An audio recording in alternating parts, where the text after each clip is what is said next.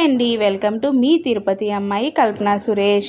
ఇది వచ్చి ఏప్రిల్ 20 రోజు మా వారి బర్త్డే అండి. ఆ రోజు అయితే సాటర్డే వచ్చింది. ఇంకా సాటర్డే అయితే మనమైతే నాన్ వెజ్ తినం కాబట్టి ఆ రోజైతే సింపుల్గా ఆకుకూర ఫ్రై చేశానండి. తర్వాత ఆకుకూర పప్పు చేశాను. తర్వాత వైట్ రైస్ అయితే పెట్టేసినాను. ఆ రోజు అయితే సింపుల్గా అది అయిపోయింది.